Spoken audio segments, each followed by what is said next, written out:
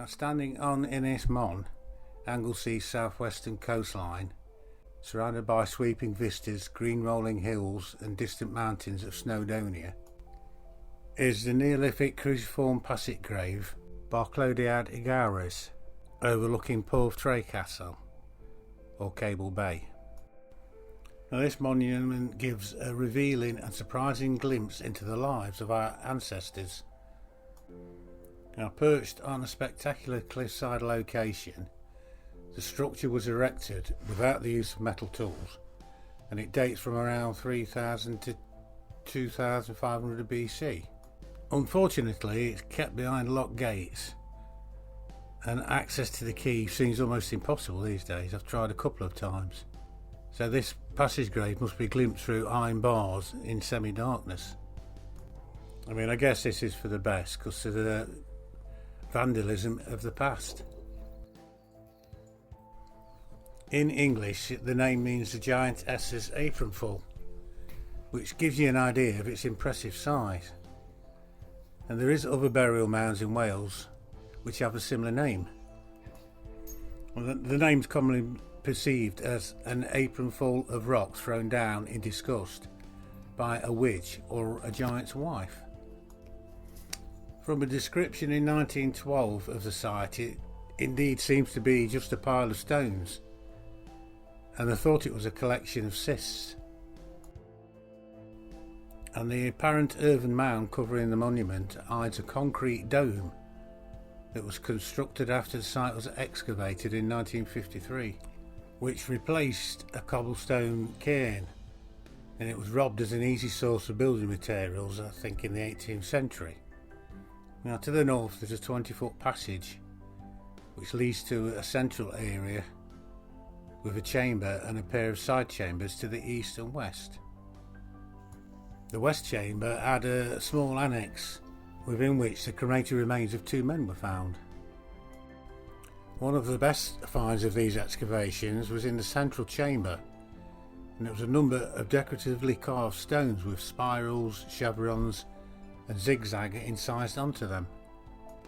Now, these are very similar to those found in Newgrange and other Irish tombs of a similar Neolithic burial chambers. And this central chamber does not seem to have been used for burials, but instead for rituals. And I think the strangest and my favourite thing that the archaeologists found was that a fire had burned for a long time in the centre. And in the middle of this fire had been poured a stew which contained what resembled Shakespearean witch's brew. It included eels, wrasse, whiting, rabbit and mouse, shrew, snake, frog and toad, but no eye of newt or toe of frog. I did read another interesting possibility.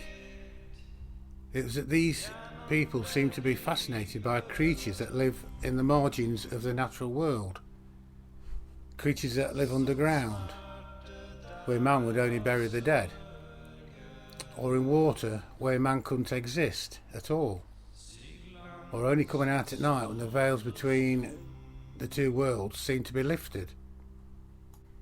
And could it be that our ancestors saw these creatures as having seemed to pass between the worlds of the living and the dead?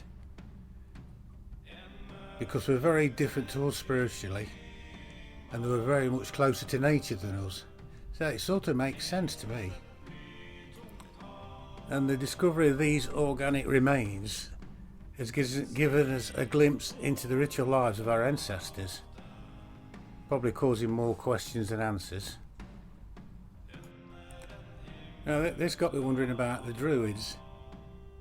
They were probably not around 4,000 to 5,000 years ago as such, but were the people who made this stew the beginnings or spiritual influence of the early enigmatic Druids?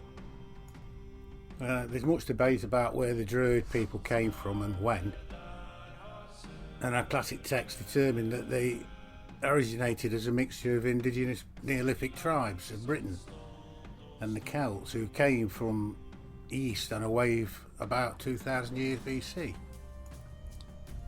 But the Druids were flourishing from the 4th century BC to the 2nd century AD.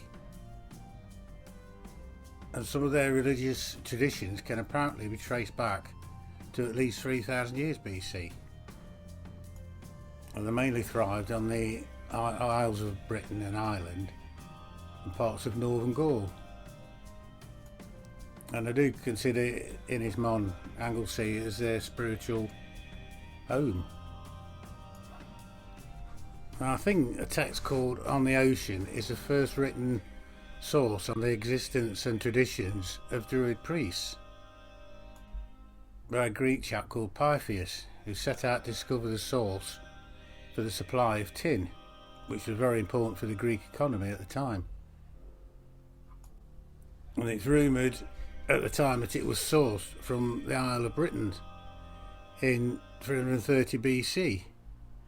He travelled from his home in southern France to Britain, travelling up the west coast, and he met many local and learned what he could of their lifestyle and traditions. And it's said that he reached the northern tip of Scotland, and he writes that he sailed to Iceland before returning to Britain. In documenting his travels, he particularly discussed the subject of astronomy with Druid priests.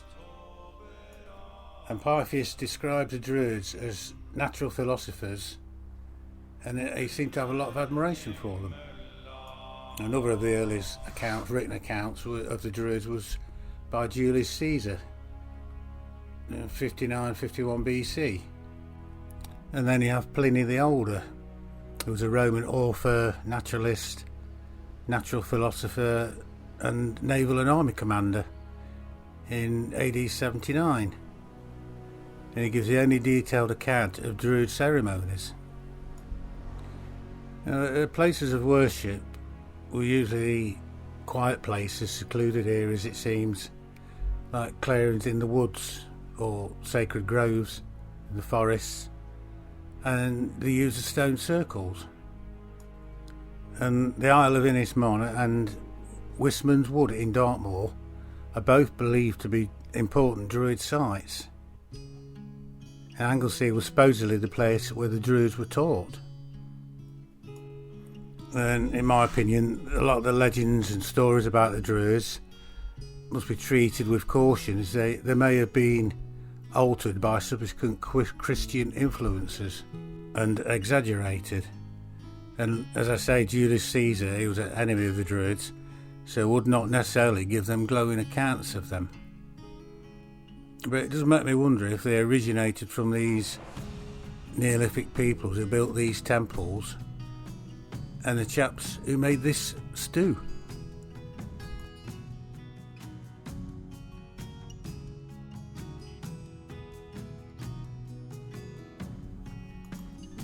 High on a hill overlooking Conway Bay, well, you call it a hill, I thought it was a mountain when I drove up it, sits a site called the Druid Circle. Well, all through Wales is linked with the Druids, and it seems to grow stronger. And here, it's not without reason that it's associated with the Druids. It's a stunning site overlooking the Druid Isle. And it appears by 200 BC at least, to the rest of society, these revered teachers were clearly held in special status. And then from the accounts, or later accounts of Julius Caesar, he referred to the Druids in Gaul and found out that they were exempt from all normal taxes and obligations. And it's claimed that when it came to electing a successor for the position of Supreme Druid, if it couldn't be resolved by vote, it was decided by armed combat. So much for peaceful mistletoe pickers, if what the Romans claimed was true. Now, some say the Roman invasion of Britain was ruthless, but I don't think it was that bad, apart from for the Druids. They wanted them gone. A lot of the tribes were happy to trade with them, I think. So if you didn't oppose them, you was okay. And as they forged their way north, the opposing Brits, along with the Druids, were forced to retreat ahead of them through Wales. And around AD 60, everything came to a head. Yeah, Rome had to overcome the troublesome Druids, and if it was going to achieve total trade control over Britain, it was here on the Isle of Anglesey that the Druids made their last stand against the might of the Roman Empire. And most accounts tell of people far removed from the peaceful white robed mystics imagined by historians. The final battle started at the Menai Strait. The Roman army arrived at the riverbank and they were met by a terrifying sight across the river, across the strait. I think it was Tacitus who described the enemy as a dense array of armed warriors and said women in black with dishevelled hair were dashing between the ranks like furies and waving brands, and Druids with their arms in the air yelling curses at the Romans. It said that the Roman army and the soldiers were paralysed with fear, but they got on with the job, didn't they? It does make you wonder what the world would be like today if the Druids had won. I think it might be a better one.